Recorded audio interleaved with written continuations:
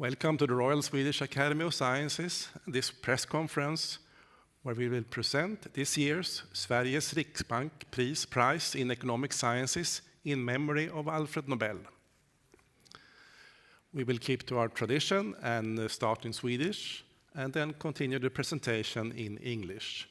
And you're of course welcome to ask questions later on in either language. Jag heter Hans Ellegren och är ständig sekreterare här på Kungliga Vetenskapsakademin.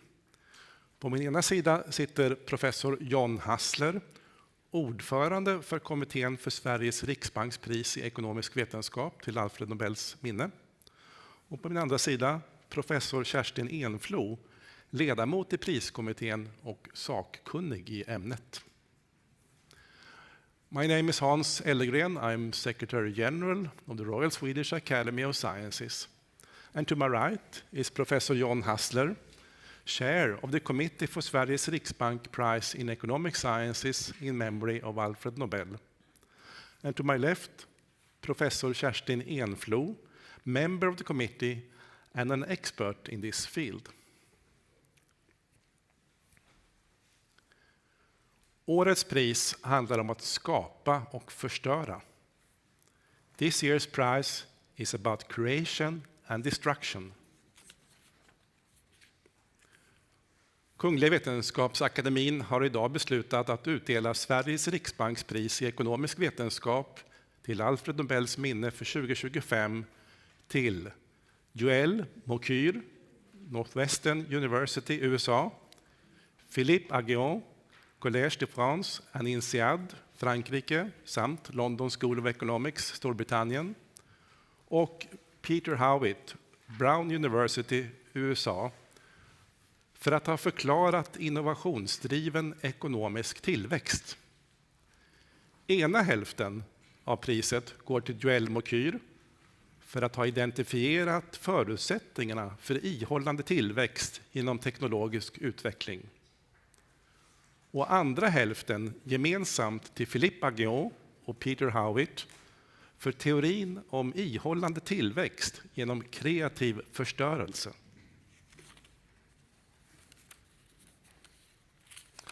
The Royal Swedish Academy of Sciences has today decided to award Sveriges Riksbank Prize in Economic Sciences in Memory of Alfred Nobel for 2025 to Joel Mokyr, Northwestern University, USA, Philippe Aghion, Collège de France and INSEAD, France, and London School of Economics, UK, and Peter Howitt, Brown University, USA, for having explained innovation-driven economic growth. With one half, the prize goes to Joel Mokyr for having identified the prerequisites for sustained growth through technological progress. And the other half jointly to Philippe Aghion and Peter Howitt for the theory of sustained growth through creative destruction. Professor John Hassler will now give us a short summary. Please. Thank you, Hans. During almost all of humankind's history, living standards did not change noticeably from generation to generation. Economic growth was on average zero, and stagnation was the normal. Sporadic episodes of growth, sometimes driven by new discoveries, always eventually petered out. Over the last 200 years or so, things have been very different. Sustained economic growth driven by a continuous stream of technological innovations and improvements has replaced stagnation. New medicines, safer cars, better food, more efficient ways of heating and lighting our homes, the internet, and increased opportunities for communication with other people over long distances are just a few dimensions of economic growth. Over time, this process has fundamentally changed our societies. Over the span of 1 or 2 centuries, almost everything has changed. Change, not stagnation, has become the new normal. How could sustained economic growth based on a steady stream of technological innovations replace stagnation? What conflicts arise in a society when new products and production methods replace the old ones? How should policy be devised so that societies do not fall back into stagnation? Answers to these questions are what this year's prize is about. Joel Mokyr used historical observations to identify the factors necessary for sustained growth based on technological innovations. Philippe Aghion and Peter Howitt have produced a mathematical model of creative destruction, an endless process in which new and better products replace the old. With the understanding of the mechanisms of creative destruction provided by the laureates and the follow-up research, we have a better chance to make sure growth can continue and be guided in the direction that benefits humankind. Thank you, John. Professor Enflo will now give us a more in-depth presentation of this year's prize. Please. Thank you.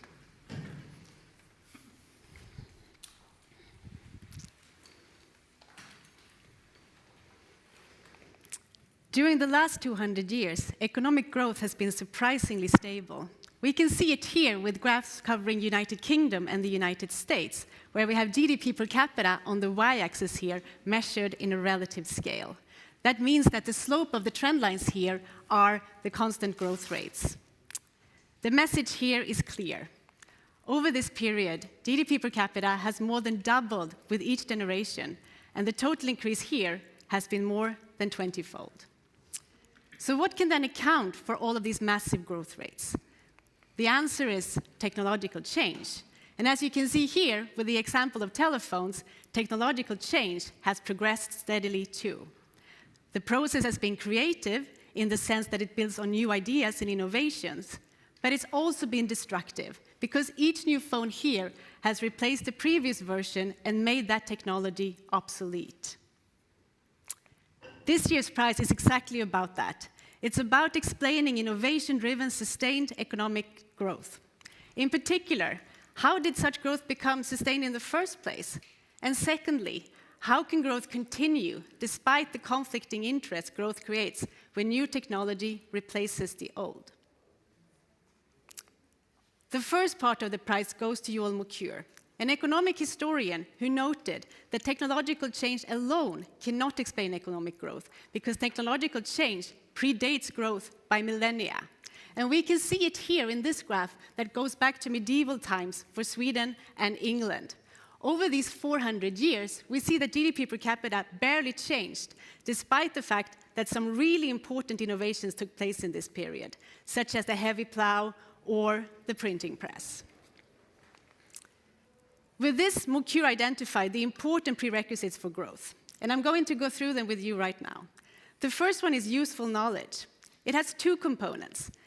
Prescriptive knowledge, which means a set of instructions or recipes that can guide to somebody how to carry out a certain technology, like a user manual, if you will.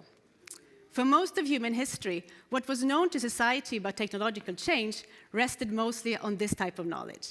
People knew how to operate a certain technology, but they didn't know why it worked. And that brings us to the second component here, propositional knowledge. Knowledge about rules and regularities in the physical world that can explain to us why the technologies work. We can think about this as science in the broad sense. Mokyr tells us that these two components need to come together and interact in order to generate the sustained stream of innovations needed to generate sustained growth. Here we can see the feedback loops here. But even the best ideas would still be left on the drawing table if it wasn't for the skilled mechanics and engineers that could take the drawings from the drawing tables, scale up the models, and put science into economic use. For this, mechanical competence is a key prerequisite. And finally, societies need to be open to change. Mokyr exemplifies with several instances during history where groups, fearing to lose out from technological change, tried to block it. The most famous example here is probably the Luddite movement, where skilled textile workers were destroying machinery to protest technological change.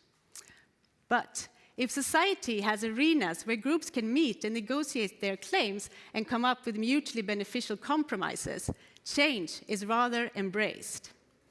All these factors came together for the first time with the Enlightenment that paved the way for sustained growth, first in Britain and then moving on to other countries. And that brings us to the second part of the prize.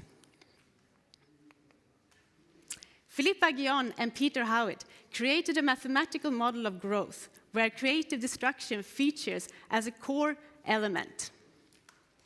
This model became a paradigm shift in how we think about economic growth, and from it we can derive the average growth rate as a result of a multitude of decisions made by individuals facing conflicting interests. As such, the model can explain how growth can be such a disruptive process at the firm level and still result in those stable aggregate growth rates that we saw in the beginning of the presentation. Here, we see how they derive the economy's average growth rate from the model, but I'm not going to go through all the mathematical details with you right now. Instead, let's focus on the core components of the model. Here, firms invest resources into R&D, research and development, in order to innovate and improve on existing products. If they are successful, they can become market leaders and earn a profit. But that also means that they outcompete another actor in the business, and that person has to leave the business. This is called the business stealing effect in their model, but it's of course not stealing in any formal sense of the word. With this, the model identifies two forces that pull in opposite directions with respect to policy. On the one hand, policy should support the innovation process, these guys climbing up here, because they can build on each other's ideas, and ideas have a value to society. But at the same time, policy must also consider the business stealing effect, especially in the cases where the technology delivered to the market only means an incremental improvement. Because the model takes the entire economy into account, it can also speak directly to policy, such as, for example, how to set R&D subsidies in practice. With extension, the models also can talk about things like how to optimize safety nets for those workers that have seen their jobs lost due to creative destruction. These are, of course, all pressing policy questions in today's world, and they have long-term consequences. So, to sum up, during the last 200 years, the world has seen more economic growth than ever before in human history. This growth has increased our living standards in so many different ways. But still, 200 years is still just a short period compared to the long-run history of stagnation that we saw before. The laureates' work reminds us that we should not take progress for granted. Instead, society must keep an eye on the factors that generate and sustain economic growth. These are science-based innovation, creative destruction, and a society open for change. Thank you. Thank you, Kerstin. I hope we have Professor Aghion on the phone. Is that right? Yes, absolutely. Can you hear me? We can hear you. Good morning, and Good congratulations again to the prize. Yeah, that's quite a surprise, and I'm still speechless. It came really as a huge surprise. I did not expect it at all. So I can't find the words to express what I feel. I understand that it could be difficult. Here you are live at the press conference. There are many interested journalists from the Swedish and the international press. Yes. Are you ready to take some questions? Yes, absolutely. Someone who would like to start? Yes, please. Hi, my name is Jens B. Nordström. I'm from TV4 in Sweden. Congratulations on the prize. Classical question. Thank you so much. How are you planning to spend the prize money? Well, that's a good question. You know, I have a research lab at Collège de France and INSEAD in Paris, and so usually we have research projects, and I invest a lot in these research projects with younger researchers that work with me, and where we are pushing a number of projects on growth and in artificial intelligence, green growth, R&D policy, and and that's what I want to. That's what I will do probably. Is to push this wonderful enterprise, which is this lab. Could you? Yeah. Is that a yes? Hello. Yeah, hello, Professor. Hello, Professor. This is Bogun Radziejewski from the Polish television. Congratulations. I have a question about certain consequences of your work, because your mathematical model helps us understand how sustained growth actually works. I wonder, because since our economy is based on the sustained growth model, is there any? Do you see any risk of that sustained growth that we've seen in global economy in the past 200 years? Is there a risk that it collapses, and what could be possible reasons for that in the future? Thank you very much. I mean, threats. Thank you so much. I mean, threats on economic growth. Of course, you have the current trends towards deglobalization. Tariff barriers. Those things are obstacles to growth because you need a big market to grow more. I mean, a bigger market means more rents for innovators, mean more possibilities to exchange ideas, means that you can transfer technologies, mean more competition. So openness is a driver of growth. Anything that gets in the way of openness is an obstacle to growth. So I see there kind of dark clouds currently, accumulating, pushing for, barriers to trade and openness. Okay, so that's one thing. The other, of course, concern is that, green growth, we want to reconcile growth with the environment. So how can we make sure that we will innovate greener? Firms do not spontaneously innovate green. They tend to innovate in what they used to do. If they used to innovate in dirty technologies, they will continue spontaneously to innovate in dirty technologies. How can you redirect technical progress towards green? Carbon price, carbon tax, green industrial policy. How should we design these policies? So that's a fantastic challenge in front of us. And AI has fantastic growth potential, but we know that with inappropriate competition policy, the same as with IT can happen. Some superstar firms may end up dominating everything and inhibiting, potential entry of new innovators. So how can we make sure that today's innovators will not stifle future entry and future innovation? But those are, very, exciting questions that keep us busy. Yes, please, here. Hello and congratulations. I'm from the Swedish news agency TT. Maybe this is a bit of repetition, but how do you see the tariffs from the US? How large a threat is that to sustained growth, would you say? It's true that, I'm not welcoming the protectionist wave in the US, okay? And that's not good for world growth and innovation. But on the other hand, let's look at the bright side. I think European countries have to realize that we should no longer let US and China become technological leaders and lose to them. I mean, what happened is that after a period of catching up of Europe towards the US in per capita GDP terms between World War II and the mid-80s, since the mid-80s, the average per capita GDP of the Eurozone has declined relative to US. And the big reason is that we failed to implement breakthrough high-tech innovations. We remained circumscribed to mid-tech incremental. And so that's very much in relation with the Draghi report, what we are missing proper policies and institutions to innovate breakthrough high-tech. A true single market, don't have a true single market, gold plating practices get in the way of achieving the single market. We don't have proper, financial ecosystem of innovation. I know Sweden is doing very well. You have institutional investors, but other European countries should emulate Sweden in setting up, proper financial ecosystem, integrated capital market, institutional investors, venture capital. We miss all those things that they have in the US. And also on research, we have the ERC, the European Research Council, but we should also have ERC for labs to finance laboratories on long-term basis. And also, we don't have the equivalent of the DARPA, of the Defense Advanced Project Agency, which is a pro-competition way of doing industrial policy.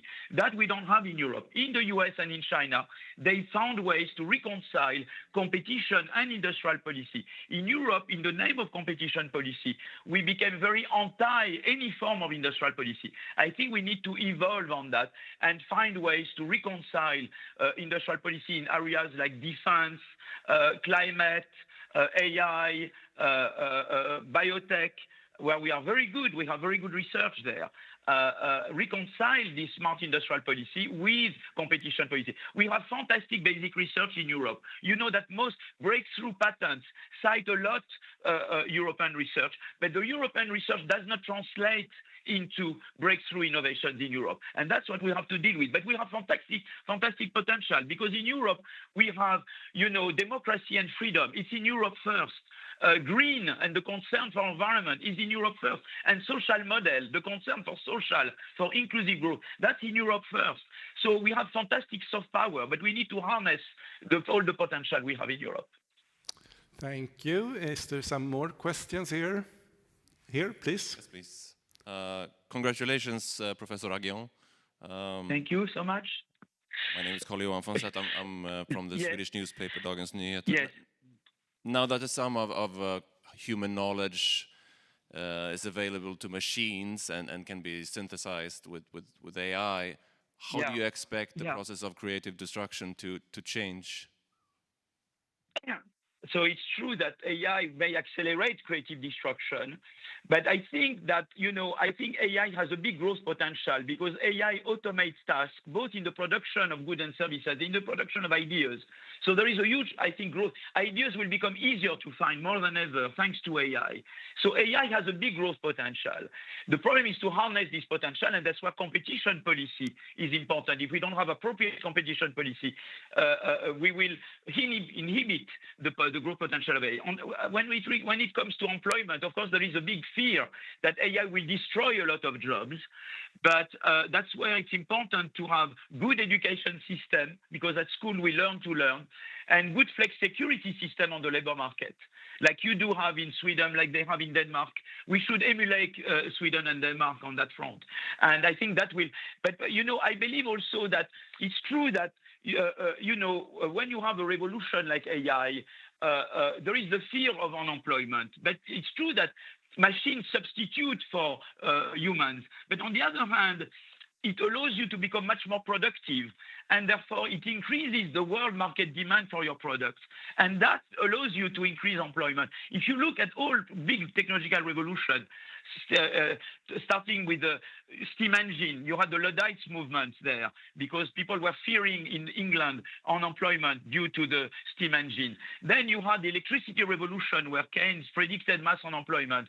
And then you had the IT, where we were scared that robots would create mass unemployment. It never happened, because you have this productivity effect. When you introduce IT or AI, you become more productive, more competitive, and therefore the world market demand for your products goes up. This productivity effect turns out to be quite important. But of course, we need good institutions on education, labor market policy, to harness this productivity potential, and to make sure we minimize the negative effects of the new industrial revolution, like we did with previous one. So again, I think the prosperity and happiness is the combined result of institutions and of technology and institutions and policies.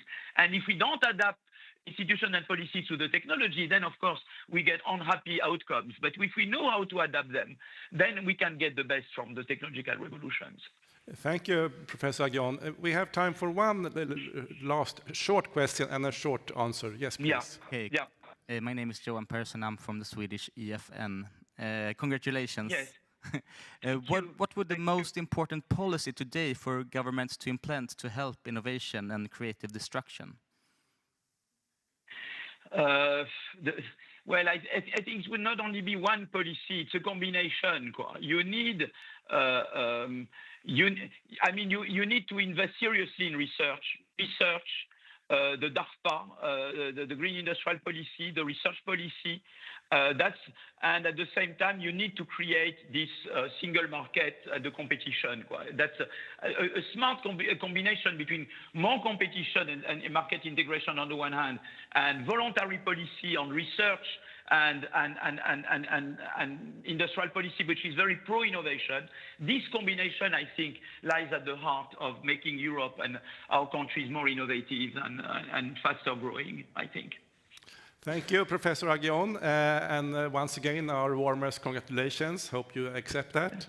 Thank you so much. We look forward to seeing you here in Stockholm in December for the Nobel Prize ceremony.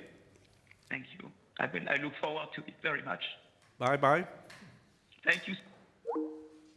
Let's move on to if you have some questions about the prize to the prize committee or about the work. I think we might have time to one or two final questions. Yes, please.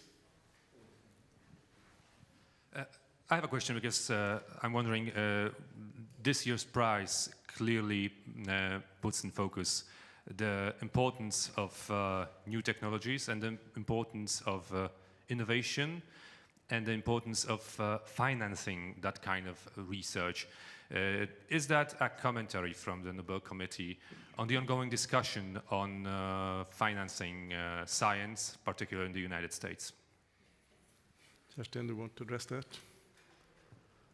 No, we don't make any commentaries about any current events in that sense. Our work is all about the scientific contribution of these laureates, so it is actually only about celebrating the work that they have done and honoring that with a prize.